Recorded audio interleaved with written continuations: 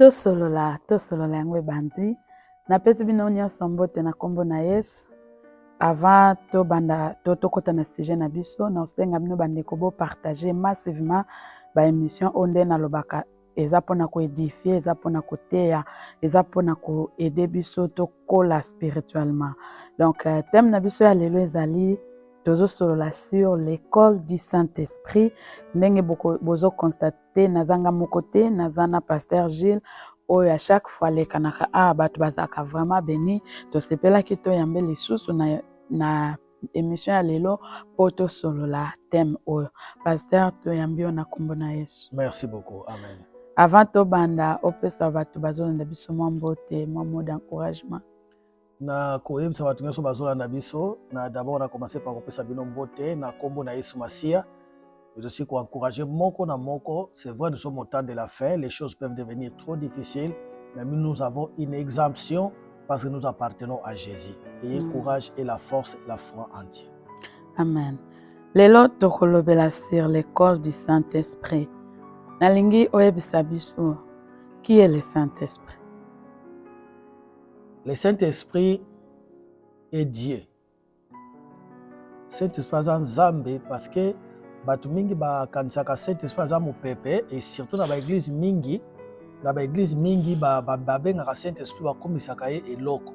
Omolo babino molimo mosantu eya molimo mosantu esimbinga mais ye moko soki komona ye Jean olobia papa Jean eye to papa Jacques eye aosilika. Ouais. Saint-Esprit aza Nzambe. Amen. Et Nzambe atombola Saint-Esprit na dimension que Bible dit ce n'est ni par la force ni par la puissance, oui, mais c'est par mon esprit. Et tant que bande ko sala désordre na bandeli, la première des choses on Nzamba salaki il a retiré son esprit. Donc le Saint-Esprit est Dieu. Et puis na temps otoza lelo, il y a trois personnes en Dieu. Nzambe misa toteme batu miso tonakati na Nzambe. Oui. Il y avait le temps de la domination de Dieu, le Père Atika qui baïne bandeliti na kufa ya Yesu. Après la mort de Jésus, c'est le temps du Saint-Esprit. Amen. Et ça dispensation à mon santo. Vous avez la dispensation en Zambie depuis la création Dieu le Père. Malgré nous c'est ça qui parce qu'il y a trois personnes en Dieu, il n'y a pas trois dieux. Oui. Alors de la création jusqu'à na ascension à Christ. Et ça qui dispensation en Zambie papa. C'est lui qui régnait.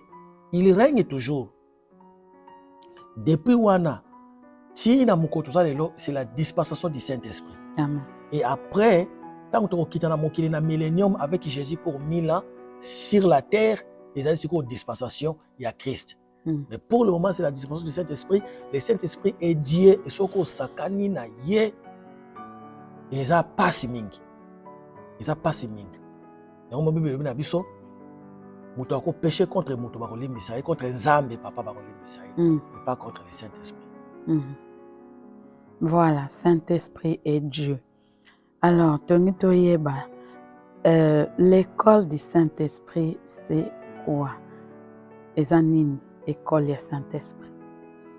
Alors c'est un terme où ezako émané to ebimeli na Jean o Yesu alobaki na biso. Dans Jean chapitre 14, verset 26. Ok, Jean 14, 26. Jean 14, 26. Bible dit quand le Saint-Esprit viendra, il va vous enseigner. C'est pour dire que le Saint-Esprit est un enseignant. Amen. Alors, on ne peut pas parler d'un enseignant sans école. L'école du Saint-Esprit est l'école quelque part, le Saint-Esprit peut enseigner partout. Alors, dans l'école du Saint-Esprit, nous avons deux dimensions. Ils ont la place où nous avons étudier qui est le Saint-Esprit. Ça, c'est étudier le Saint-Esprit. Et mais l'école du Saint-Esprit, ils allaient s'asseoir sur le banc et laisser le Saint-Esprit t'enseigner. Ah, ok. Ça veut dire que l'élève dans l'école, il y a Saint-Esprit. Selon Jean, 14, verset 26, Jésus a dit, lorsque le Saint-Esprit viendra, il vous enseignera. À quoi enseigner bino. Alors, Yami Balé, dans 1 Jean 2, 27, vous n'avez pas besoin que quelqu'un vous enseigne. car l'onction que vous avez reçue, c'est-à-dire le Saint-Esprit, Oui. lui-même vous enseignera.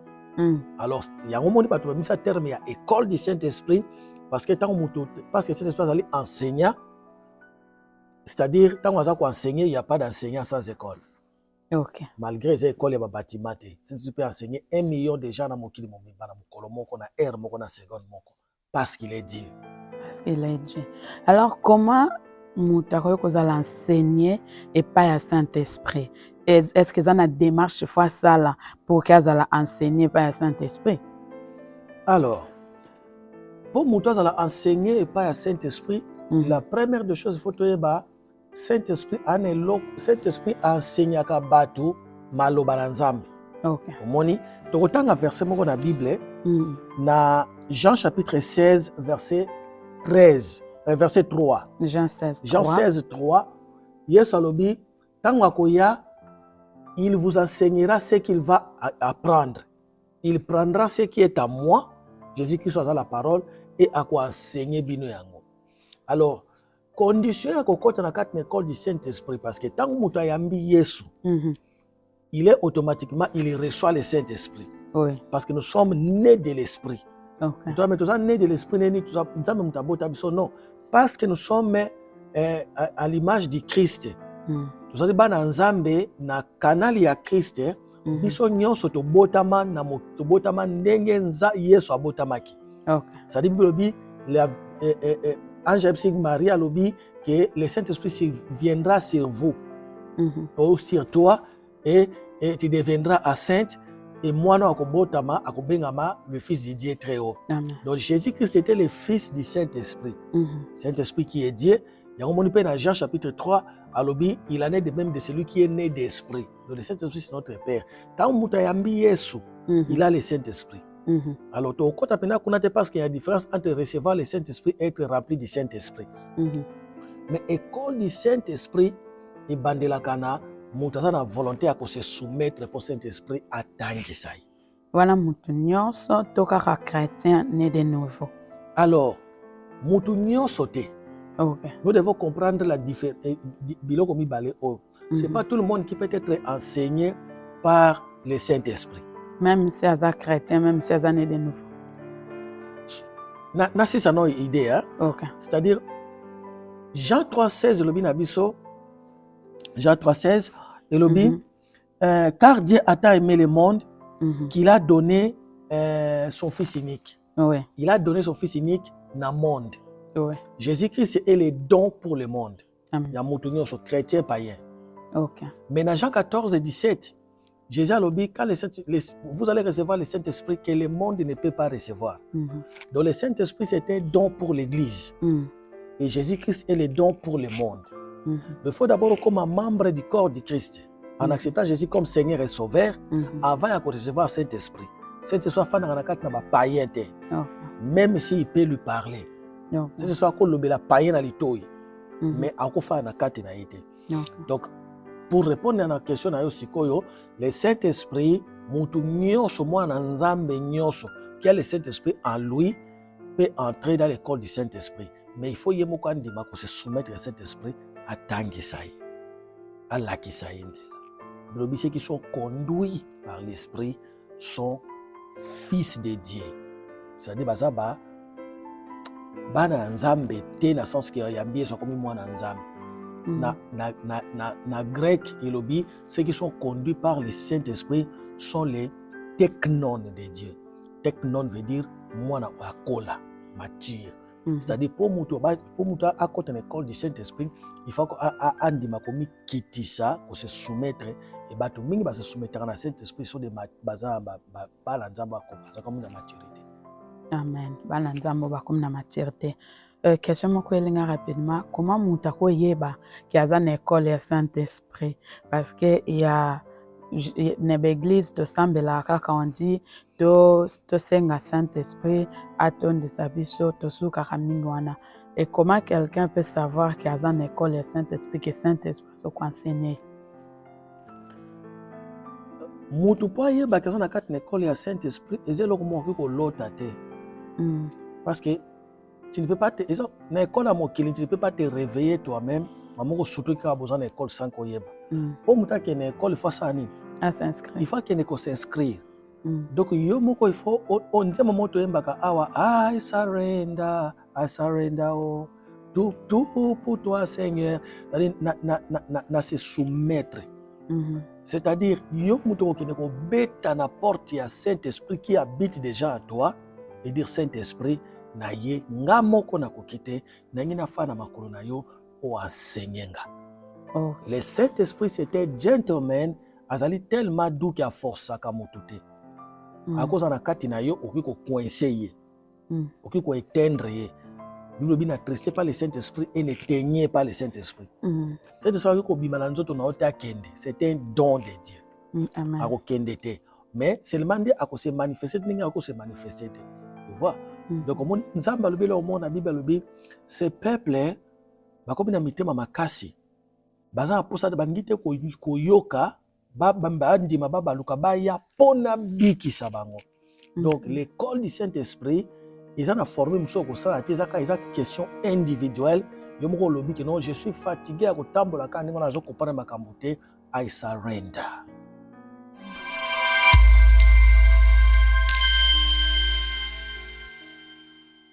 Voilà, de retour sur ce plateau, pasteur Uchi Koloba qui est mutupo à côté de l'école du Saint-Esprit, il faut yemoko à se soumettre, yemoko à sengango, et pas à senga Saint-Esprit yemoko. Et question est que comment mutako ko senga Saint-Esprit, so kaza enseigner te qu'il faut senga Saint-Esprit au côté pour à côté de l'école du Saint-Esprit, parce que vous pouvez expliquer non biso parti on a bien pour ba comprendre vraiment. Tant que comme moi en Nzambe na autre ko expliquer que condition liboso pour côté de l'école du Saint-Esprit, il faut d'abord amener de nouveau. Oui. Parce que le Saint-Esprit na kati ya mutu nyo sauté. Oui. Parce que le Saint-Esprit n'est pas un don pour le monde, c'est un don pour l'église. Alors, deuxièmement, le Saint-Esprit avant que mutu ami côté na kati de l'école na yende to lobelaka, c'est le langage to lobaka. Il essaye toujours de nous parler, il y a quoi attirer attention na biso. OK. Le problème c'est que mutu nyonso mwana nzambe so Saint-Esprit lukaka la kise makambo. Aloba na ye ameko benga attention na ye, mais c'est bato mingi ba yebaka te comme conséquence aza ko ignorer ye. Et à la fin de compte, mutu akomi le Saint-Esprit akomi attristé et puis akomi éteint. Afani na coin na kata vie na yo, na kata esprit na yo mais ça sur l'autre côté. Alors c'est-à-dire l'école du Saint-Esprit en réalité commence toujours tant on se peut si mon vie n'est pas dans Yesu, akobana ko linga enseigner yo. Mais quand on parle maintenant de l'école du Saint-Esprit na vrai sens ya terme ningi bato bazuela kango, na koloba kezali il faut ondima yo moko. Ba musu basala kango avant, musu akosala kango après parce que ça na connaissance wana te. C'est à nous les serviteurs de Dieu, il y a comme ça déjà bato que non, il faut que to sa molimo mo santo. Donc quand tu utilises le terme que to sa molimo santo, c'est-à-dire akoloba no eloko. OK. Mon akoloba no eloko. Tant alobi no eloko yo tosi.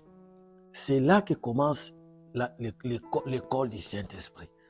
Donc ils ont enseigné, mais il faut qu'on enseigne il faut que to sa molimo santo, il faut que yoka molimo santo. Alors peut-être tu utilises le terme qu'il faut qu'on ait une école du Saint-Esprit parce que les gens mettent ça comme un extraordinaire. Okay. Malgré que c'est extraordinaire, un esprit qui enseigne un humain, c'est extraordinaire, sauf que tu vas comme ça, on n'est pas mais seulement le Saint-Esprit est toujours là pour enseigner, même un chrétien né de nouveau. Ou abotami lelo, pour ça qu'on enseigne. C'est seulement maturité, même comme ça, c'est comme un niveau que non, nandimi na se soumettre à Saint-Esprit pour attendre sanga.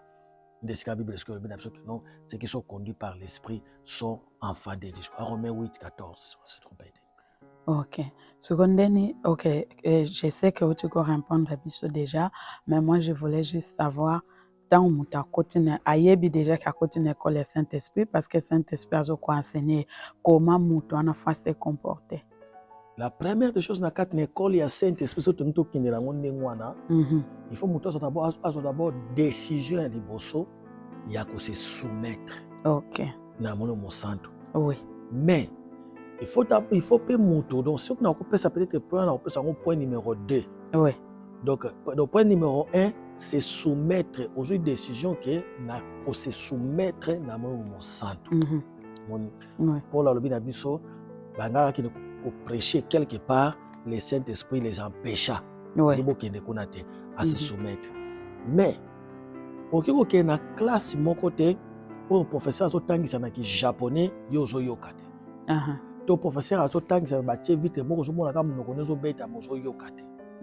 Il faut mwana nzambe ayeba na ebandeli ya nyonso tango se inscrire na école du Saint-Esprit.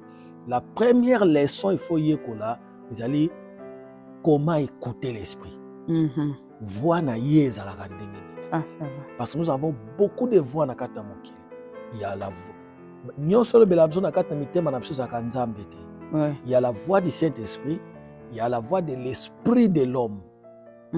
Et puis il y a la voix du diable, il y a la voix de l'intellect. La sagesse au moutaye qu'on a pour la vie normale. Donc l'inscription à l'école du Saint-Esprit veut dire Saint-Esprit na ye na se soumettre na lingi otangisaka. C'est-à-dire mutuwana quand les Jésus voulait l'enseigner n'enga enseigner bato so azana peut-être na connaissance te que ça école à Saint-Esprit. Pour yango ici la kate. Ouais. Yami balé banda par ko ba Saint-Esprit enseigne-moi na yeba moko distinguer quelle est ta voix et quelle est la voix de ma conscience. Voix yanga moko yanga attaque. Ndesika bato fo ba de la bloc me balwana. Donc on ndimi ko tosa. Et puis oyebi ndini na ko distinguer mongongo ya molimo mo santo na mongongo ya Satan na mongongo na yo attaque humain. Ndesika telemisiko bien pour recevoir enseignement du Saint-Esprit. Et jarni ne enseignement au Saint-Esprit apesaka batu na école na. Dès na dauto ko bango awa na je crois na comment qui ngo izaki na Jean Bible bien abiso quand le Saint-Esprit viendra, il prendra ce qui est à moi et à enseigner bien. Saint-Esprit azana iloko asika oyaka na vie ayela ka moto na vite. Il n'enseigne que la parole de Dieu. OK. Akola ki sa maloba na Nzambe spécialement par rapport na ba circonstances où on se retrouver liboso na yango. Olingo sala iloko yo basaela kango boy. Bible lobi boy. Certes, ezana makambo nyonso tembe kombe na kati na Bible. Oui. Mais cet esprit oya yebi nyonso. Akozoa oyo ayebi que c'est important pour na yo abandi ko lakisa yo. Mais fondation et enseignement à Saint-Esprit, ils allaient former yo oyeba qu'est-ce qui est écrit dans la parole de Dieu, comment agir et réagir par rapport na maloba na Nzambe. Alors, il n'est pas là seulement pour enseigner au Kamaloba na Nzambe, il est aussi là pour te dire oui et non dans ma décision na yo moko pe ya vie. OK. Peut te dire te, akoba non oui. Seulement il faut qu'on yeba Saint-Esprit alobaka ndenge nini. Oui. Faut yeba Saint-Esprit alobaka ndenge nini tozo kene vraiment na suka émission, mais avant de clôturer émission parce que sujet est important, pasteur na kolinga opesa bandeko bazolanda biso to ou enseigner juste pour 2 ou 3 minutes bandeko bazolanda biso à propos ya nyonso otolobeli awa ou enseigner ote ya bango mo muke na makambo otolobeli awa. OK. Par rapport au Saint-Esprit, et là on a d'abord il faut qu'on respecte mon santo makasi. Oui. Parce que yé mutazali auteur il y a enlèvement. Amen. C'est-à-dire tu ne peux pas être enlevé mutu oyo akotombola batu ba mata. Oui. C'est ça Saint-Esprit. Ça c'est vrai. Mutu oyo akomisaki ministère ya Yesu ndenge zalaki, c'est le Saint-Esprit. Oui. Bible binabiso de même que Bible binabiso qui connaît la pensée de l'homme sinon l'esprit de l'homme qui est dans l'homme. Donc nana yebi makanisi ya moto au à part molimo ya moto oyo ezana kati na moto. De même que molimo na Nzambe moto yebi nyonso ezana kati na motema ya Nzambe. Donc tu as vraiment besoin du Saint-Esprit. Saint-Esprit ko joie te lokola moto moko ezana posa na de temps en temps. On a posa na tout le temps. Parce que de même que les diables fonctionnent tout le temps, de même que Saint-Esprit va fonctionner tout le temps. Pour avoir une victoire contre un ennemi invisible, il faut avoir un ami invisible. Amen. Et notre ami invisible s'appelle le Saint-Esprit. Le Saint-Esprit azali ange ya présence ya Nzambe. Quand la Bible dit que Dieu habite en nous, c'est pas Dieu le Père qui habite en nous, c'est le Saint-Esprit qui habite en nous, qui est l'Esprit de Dieu. Parce que Nzambe na molimo na eba amoko. La seule différence entre biso batu na Nzambe, Bible dit Dieu créa l'homme à son image. C'est-à-dire, à s'allier, il y a Dieu le Père, Dieu le Fils, Dieu le Saint-Esprit, moutazali corps, âme et esprit. C'est-à-dire, esprit, âme, na corps. Moutou soki esprit abimi na nzoto na ye mouta ko fonctionner te. Oui. Mais Nzambe aza ndengwana te. L'Esprit de Dieu peut se déplacer, Dieu continue à fonctionner. Oui. La parole de Dieu que Jésus-Christ peut se déplacer, Dieu continue à fonctionner. L'Esprit de Dieu fonctionne sans Dieu. Azo dépend na Nzambe te, mais amoko na Nzambe. Oui. Il faut vraiment obéir na molimo santo na Nzambe. Le Saint-Esprit a un sentiment. Il peut être triste. Il y a triste par le Saint-Esprit. Oui. Donc, que muto a triste a fonctionné normalement. So a une tristesse. Muto a ligne ça likamo mebozo finaye. A ko salate. Bible na biso n'éteigné par le Saint-Esprit. C'est-à-dire que fina mo mo santo te ko boma moto na yete. Oui. Batu mingi bana mo mo santo fa ina kati na bango mazo salate. Oui. Parce que quand on parle d'être rempli du Saint-Esprit, tout ça marque le Saint-Esprit de l'extérieur à l'intérieur. De l'extérieur à l'intérieur. De l'extérieur à l'intérieur, ils attendent de recevoir le Saint-Esprit. Mais la plénitude du Saint-Esprit vient de notre intérieur. Jésus a dit, celui qui a soif, qu'il vienne et pas inanga. Oyakoya, les sources d'eau vive coulera, ou la source d'eau vive coulera de son sein. Na kati na ye. C'est-à-dire, comportement na yo, soumission par le Saint-Esprit, honneur aux opésaïe, respect aux opésaïe, et si kaya na kati na yo, akobana ko se remplir na kati na yo. Le Bible na biso, to mela masanga mingi te, ne soyez pas enivrés de vin, mais soyez par contre remplis du Saint-Esprit, parlant à vous-même par des psaumes et des cantiques spirituels. C'est-à-dire,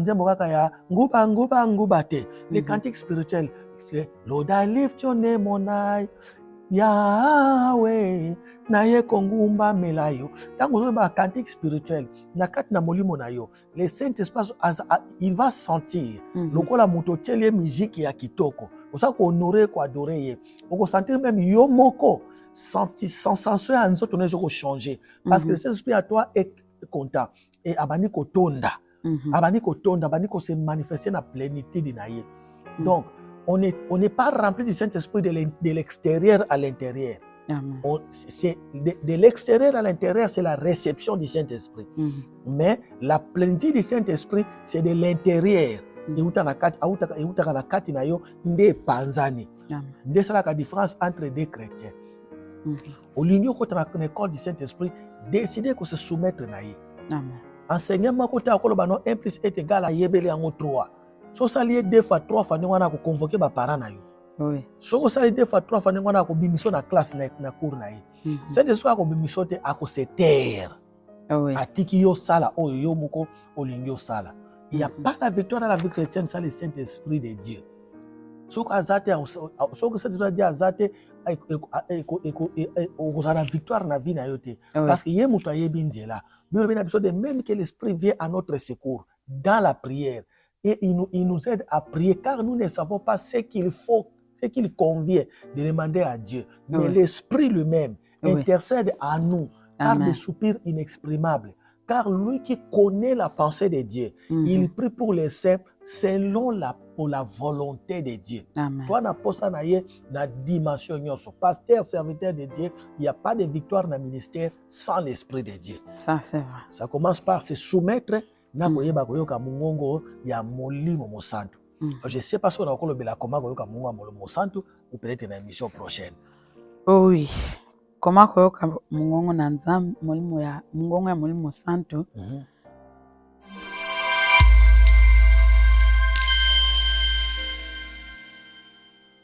De retour sur ce plateau, bande kolanga nazo senga na bino kaka bo partager massivement ba vidéo ondenge na lobaka so makambo e concerné yote. Peut-être ko edende ko yo ko partager ye akozala aider et nzamba kopambola yo. Partagez massivement na bino ono bo s'abonner te bo s'abonner soki poza na commentaire bo tika ba commentaire nzamba pambola bande konyoso bo tika ba commentaire na bino to mona kata so to répondre bino te mais to mona kayango nzamba pambola bino.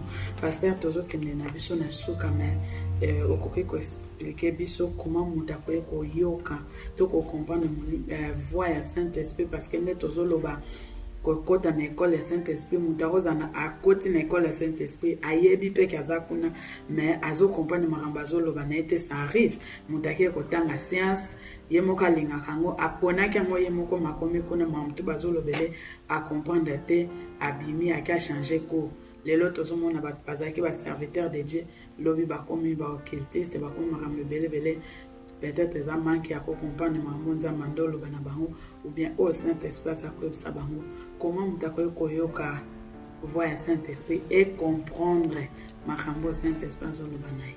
OK. Nous devons d'abord comprendre le logo moko que quand on parle de la voix à Saint-Esprit, il y a mon cas voix ensemble parce que Dieu parle par son esprit. Oui. Alors, il faut remarquer que non dans Job chapitre 32 verset 8. Oui. Bible il y a un esprit en l'homme. Oui. Anglais, there is a spirit in man, and the breath of the Almighty giveth him understanding. Amen. Il y a un esprit en l'homme, et le souffle du Tout-Puissant, il peut s'accumuler moi ça na moto compréhension. Oui. C'est-à-dire Dieu ne communique pas. Parfois on a voix audible na banda, mais mingi à 99%. Nzambe molimo na nzambe a communiquer na molimo na yo. Oui. Il va parler avec ton esprit. Il y a un esprit dans l'homme et le souffle, the breath, the pneuma of the Almighty, mon peuple, mon Saint-Esprit, l'Esprit de Dieu, appelle ça comme molimo ya moto compréhension. Amen. Alors, quand Dieu parle, ils ont une façon mingi on zamba lobela kame na kati na biso na ngina lobela quelques manières on zamba lobela. Oui. Et loko ali boso so nyo sala eloko nzamba ko lobela yo par le système autobengaka lokwa ya permission. C'est-à-dire na kati na yo olingo sala eloko ozo santé okola oyoki no mongongo te. Mo santé ko eloko mo ezo retenir yo. Lokwa eloko mo kwa feu rouge mo na kati ya mutema na yo. Alors, c'est la première façon cet esprit lobela kabato. À côté loko lokola feu rouge na kati na yo, o santé ko na kendete. Oyoki mongongo te, oyoki eloko te, mo santé ka kilo, o sentir un certain non na kati na yo. Cet esprit communique ka ndengwana. Deuxième manière, o sentir ko lobela yo, c'est-à-dire à communiquer na molimo na yo et ton esprit te parle. Molimo na yo a lobi. Na pesa exemple au mingi. Molimo ya mutu ayebi mingi koleka mutu. Ezoka tokoza nde tozana yo Sœur Nadège, oyebi ke divine a général. Menga na yebi te. Tango tokomi tokute na divine et que divine atuninga likambo na bina longwa kuna yo anani. Yo bandi ko finanga likolo. Pourquoi? Parce que yo yebi ke mutu na zoba na général ko tia vie na nga na danger. Oui. Ezana moment tonga to sa eloko moko comme si to yebi danger na ngote. Oui. Cet espace a communiqué na molimo na biso. Molimo na biso dit que ça dangereux loko zo lingo sala. Molimo na biso bandi ko fina yo. Donc azo gratter mutema na yo. Oui. Donc bana na bando santo quoi. Donc loko mo zo tanga na stopper. Oui. C'est l'esprit de Dieu qui a communiqué à ton esprit qui connaît beaucoup. Azo signalo que noko mekate so meke loko eza bien te mais a lobité. Oui. Yami balena loba que eza voix audible. Saint-Esprit akoloba na kati ya mutema na yo. Bale belé c'est ça loba na kati ya mutema na nga na prière. Nazo prier, mukomo nazo prier za ina ikamoka nyongwa mai na église 10 000 €. Fato futa, ta nazo prier za ki vendredi, cette sera bina ngai na ko futa ngo na osisa makambo na lundi.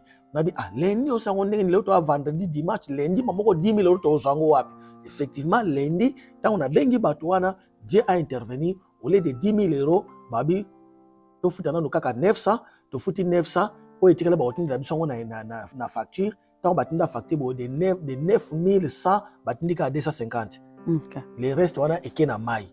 Mais Saint-Esprit le bela ngona na prière na zaki agir na zo prière binanga na kosili sango kolobo. Alors Saint-Esprit le baka avec une voix interne avec autorité. Molimo na yo moko alobaka na voix douce. Saint-Esprit le baka okoyoko ndire muto alobi. Mais ne siko alobi na mato ite. Je sais pas si on va comprendre. Donc quand le Saint-Esprit te parle dans ton esprit, il parle dans voix autoritaire. Mais quand le Saint-Esprit communique dans mon limo na yo et que ton esprit te communique ce que l'esprit te dit, pourquoi mutum ta oloba na yo, mais na voix assez, na voix brutalité. Alors pour Saint-Esprit comme un niveau ya koloba yemoko na kati na yo na voix autoritaire. À part le fait qu'il faut appeler obéissant, mais c'est d'abord tant que vous avez le loco, vous allez comprendre. Et ou plutôt oso comprendre. Alors c'est alors que ça se passe quand voix autoritaire na kati na yo, vous avez no te et loko yo te. Mais ton esprit, moli mona ko expliquer au malembe loko la camarade na yo, oyo a sentir que non muto aso qui est danger. Alors, na répétant on peut clôturer, on a trois choses. Première des choses, oko e loko mo so gratter na mutema. Quelque chose qui te bloqué. The love of God restrained us. Bolingo na nzambe freina kabiso ngaka pe empêcher biso. Ton esprit va t'empêcher. Okoka mungongo te, okoka eloko te, moko kwa eloko mo eso e retenir yo na kati no kwa ozaka la courage na ngote. Moko yango wana. Yami bale voix douce. Voix douce ça plus le Saint-Esprit selon Job 32:8 a communiqué na molimo no a informé yo. Ton esprit comme toi-même a kolobana voix douce na kati na yo te loko ezabo. Mutu wa musoro ba nazaki kwa na osola na ngamoko. Batungi baloba yango. Nazo kwa na osola na ngamoko. Mutu mungongo mo elobi na ngai na kati na ngai pina répondre bandi ko solola. Ça c'est ton esprit qui te communique les choses de Dieu. Oh ya zui pas mon mosanto selon Job 32:8. Saint-Esprit pas lobaka, mais avec une voix autoritaire. Mais que ça soit autoritaire ou par ton esprit, n'engenge ba yoki la Saint-Esprit. Base zanini, soka lobi a liboso yoki. Soka lobi a mibalo yoki, ozo koli sa relation. Abani ukoma na confiance mingi na yo, plus beaucoup ko tambola ndengwana. Mais soka lobi yoki te, alobi mibalo yoki te, qu'est-ce qu'il va faire? À se taire. A tiki koloba. Jusqu'à mukolo yo koloba sous que non, Seigneur, limbisanga, je suis là. Dieu par son amour, il peut continuer à te parler par ton esprit. Donc c'est comme ça que bayokaka moli mosanto. Alors cet esprit al nzamba lobelo na mungu lokola mutu lobela yo esala makameza rare. Mais cet esprit tango alobaka na mutema okoka pe mungu lokola mutu alobi pembeni na yo mais alobi na kati na yo. Alobi na kati na yo. Okimi mpe ko tourner. Mais azane na kati na yo. C'est comme ça ils allaient 3 dimensions au Saint-Esprit à communiquer na moto. Croire na ye, tout na question, et tout tourne de la foi. Saint-Esprit, est-ce qu'on a ça à nez? À quoi répondre? Un jour, à mon santo dans le bi, Saint-Esprit, si koyo, quel est le pasteur na mokili au monde qui n'a pas comme modèle nangai? C'est place à répondre dans le bi. Modèle nous a la kaka Yesu. Imiter Jésus. Ninga lobaki nanga. Abi parce que problème na yo jilo, mon pas pasteur nyo sozo mo na mokili. Bango so bazana ba erreur na bango. Ba erreur pe ya minene koleka o yo so kanisa. Problème no za po yo mona ka bango te. O mona ka ta ba temi na share out te. Ba erreur minene et après c'est na dej Dieu a commencé à m'ouvrir les yeux. Oyoki oyo na yé pas ça libo. On a o pe ça ki bo na yé pas ça libo. J'ai dit nzamba ko ça kate. Donc mayeza na zo résultat. Oya basai na nzambe tango lobaka nanga na zo résultat. Etikali moko na moni résultat te, mais je crois à lui. C'est la restauration de l'église, la foi Jésus. Amen. Voilà, to comme vraiment na soka. Makamunyo sotolobi awa ezo concerné bandeko o basambelaka. O bayebi Yesu. Mais ape na bato balandaka biso bayebi Yesu te. Pasteur, est-ce que ça la bango appel ya sali bango pe baya bayeba Yesu bayamba Yesu po ba bénéficiaka na makambo biso toloba parce que ça na mususu otie makambo atali na suka rekete na zo comprendre yo te olinga koloba nini et on comprend que ayamba na nu Yesu te ayebi Yesu te est-ce ko benga bandeko wana bayamba Yesu lokola kolope mo c'est puis ça la bango prière après to clôturer émission na biso rapidement to clôturer ningi ça on a déjà lobby na ba bisa que non ce que osana molo mon santo pozo yo kaye on vive vie à esen. Amen. Et ça facilite ni batou ni ba démon va contrôler yo. Jean chapitre 3 sur le dit il en est de même de celui qui est né d'esprit. Asa quoi mon peuple outi nord à que sud okoyoka mongongo mokoyeba te auti wapi azokende wapi. Amen. Alors, pour recevoir le Saint-Esprit, il faut d'abord kondima Yesu. Amen. Pour aya okota na kati na yo. Pour vivre vie inséro. Ce n'est pas la force ni par la puissance, mais c'est par mon esprit. Même si Saint-Esprit akofana na kati na yo tataki mopakano, mais azana mission moko asalaka na bapaye nyonso. Yesu alobi, quand il viendra, il convaincra le monde à ce qui concerne les péchés. Amen. Ako convaincre mokili pona lisumu. Ozala convaincu na minute que non, je suis pécheur. Le Saint-Esprit parle à travers Nangai. Nazoloba na olelo que pour opika, il faut Jésus-Christ. Amen. Il est l'auteur du salut. Amen. Et le Saint-Esprit est l'auteur yakoboti yakosala que ozala né dans la famille de Dieu. Amen. Okanga mutema te. Tant que tu na comprendre te c'est parce que diable a onga kanga mutema. Bana okosala oyo yo yebi ko kosala. C'est recevoir Jésus-Christ comme Seigneur et Sauveur. Amen. Ça la prière après nga. Lova Seigneur Jésus. Na ye pa na yo. Na koki komi bikisa nga moko te. Yo nde ozali Sauveur. Limbisa masumu na ngai. Sanctifie nga na makila na yo. Yaka na vie na ngai. Sois mon Seigneur et mon Sauveur. Koma kombo na nga na buku na yo ya bomoi. Amen. Soko sali prière wana tika na prière pona yo. Nzambe omoni mutu a répéter prière oyo. Saint-Esprit kota na kati na ye. Vanda na kati na ye. Enseigner ye ndenge nini ko vivre vie chrétienne. Na kombo na Yesu Masia. Amen. Amen. Passion na biso pona sujet ya lelo. Je pense kande na lobaka ezaka ya liboso mezaka ya suka te. Donc tozonga lisusu na basije mususu soki bandeko ba réclamer parce que lobby quand j'ai posté l'émission qu'on avait fait, il y a quelqu'un qui a dit ce pasteur parle bien na sepeli nae. Ça fait ça lenga bien. Donc je comprends qu'à chaque fois tu passes bat bazo sepela nayo et merci ngozo continuer ko passer na to solo la. Ndeko yo sali prière oyo. Nzambe apambola yo to yambi yo na grande famille ou ezali famille chrétienne na ba famille nyonso ba problème ezalaka koloba te ke na soki na ye na famille na Yesu nde na ozana ba problème te nde ko ozana na ba problème ndenge ko ozana na famille na yo ozana ba problème. Une chose est vraie na famille ya Yesu ba problème ezalaka pe ezalaka résolu to solo.